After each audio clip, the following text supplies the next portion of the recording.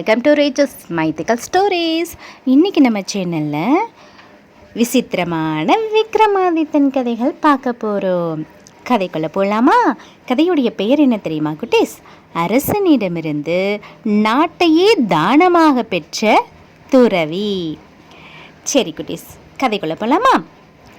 மரத்தில் ஏறிட்டு இருந்த வேதாளத்தை மறுபடியும் கீழே இறக்கி தம் முதுகில் சுமந்துக்கிட்டு விக்ரமாதித்தன் நடந்து போய்கிட்டு இருந்தபோது அந்த வேதாளம் மறுபடியும் ஒரு கதை சொல்ல தொடங்குச்சான். அந்த கதை என்ன பார்க்கலாமா?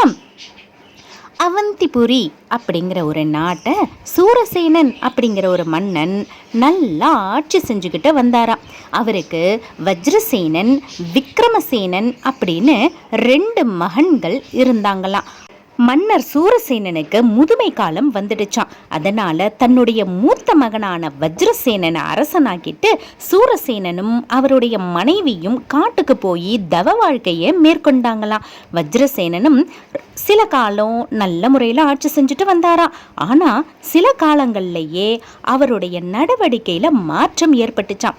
அரசு நிர்வாகத்தை கவனிக்காம எந்த நேரமும் அந்த புறத்தில் நேரம் கழிச்சுக்கிட்டு வந்தாராம்.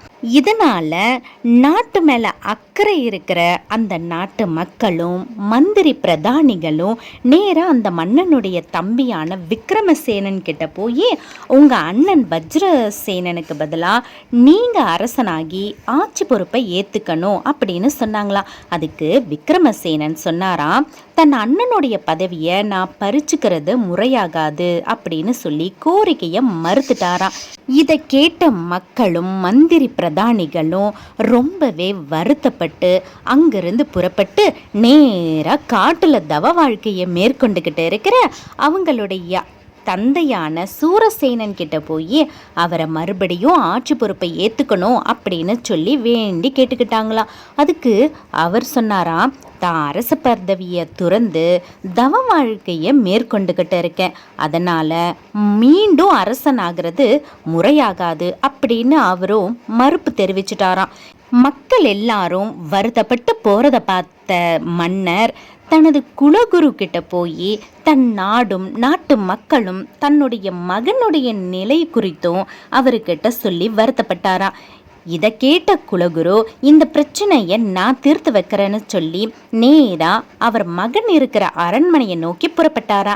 அரண்மனையில் இருந்த வஜ்ரசேனன் தனது குலகுரு அரண்மனைக்குள்ளே வர்றதை பார்த்து தனது சிம்மாசனத்திலிருந்து எழுந்து போய் அவரை வரவேற்று அவருக்குண்டான ஆசனத்தில் அமர்த்தி அவரை உபசரிச்சாராம். இதையெல்லாம் முடிச்சப்பறம் அந்த குலகுரு வஜ்ரசேனன் சிறு வயதில் தன் கிட்ட கல்வி பயின்றப்போ தாம் குரு தட்சணையா ஏதும் வாங்கிக்கலன்னு அதை இப்போ தாம் வஜ்ரசேனன் கிட்ட பெற்றுக்கொள்ள விரும்புறதாகவும் தான் கேட்கும் தட்சணையே எதுவாக இருந்தாலும் அதை மறுக்காம தரணும் அப்படின்னும் வஜ்ரசேனன் கிட்ட சொன்னாரா.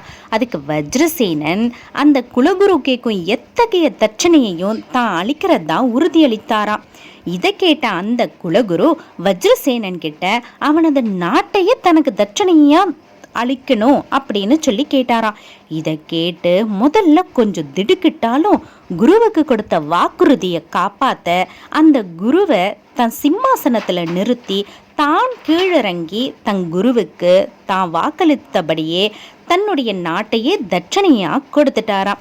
வஜ்ரசேனனுடைய இந்த செயலை பார்த்து ரொம்ப மகிழ்ச்சி அடைஞ்சு அந்த குலகுரு உடனே சூரசேனனை அரண்மனைக்கு வருமாறு அழைப்பு கொடுத்தாராம்.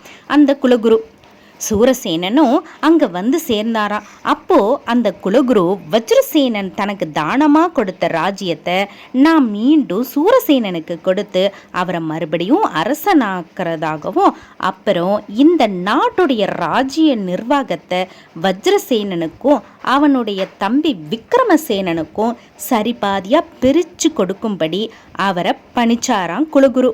விக்ரமாதித்யா, நாட்டை சரியாக நிர்வகிக்காத வஜ்ரசேனனுக்கு மீண்டும் ராஜ்ய நிர்வாகத்தை தர அந்த குலகுரு ஏன் கூறினார்? மேலும் பல தர்ம நெறி காரணங்களை கூறி முதலில் ஆட்சி பொறுப்பை ஏற்க மறுத்த வஜ்ரசேனனின் தந்தை சூரசேனன் மற்றும் வஜ்ரசேனனின் தம்பி விக்ரமசேனன் இப்போது மட்டும் ஆட்சி பொறுப்பை ஏற்றுக்கொண்டால் அது முறையானதாகுமா?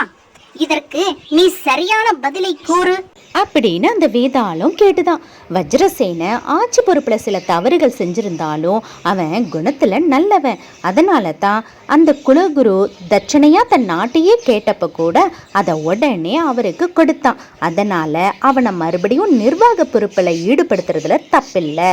அதே போல பல தர்ம ரீதியான காரணங்களுக்காக சூரசேனனும் அவருடைய இரண்டாவது மகன் விக்ரமசேனனும் ஆட்சி பொறுப்பை ஏற்க மறுத்தாலும் இப்ப தங்களுடைய குலகுரு தங்களுக்கு அறிவுறுத்துறதால நாடு மற்றும் நாட்டு மக்களுடைய நன்மையை கருதி அவங்க 2 பேரும் ஆட்சி பொறுப்பை ஏற்கிறதுல தவறேதும் இல்லை அப்படின்னு விக்ரமாதித்தன் பதில் சொன்னாராம். உடனே அந்த வேதாளம் முருங்கை மரத்தில் ஏறிக்குச்சாம். என்ன குழந்தைங்களா, கதை பிடிச்சிருந்ததா? கதை பிடிச்சிருந்ததுன்னா உங்களுடைய குட்டி குட்டி ஃப்ரெண்ட்ஸுங்களுக்கும் கதையை ஷேர் பண்ணுங்கள், சேனலை சப்ஸ்கிரைப் பண்ணுங்கள். தேங்க்யூ.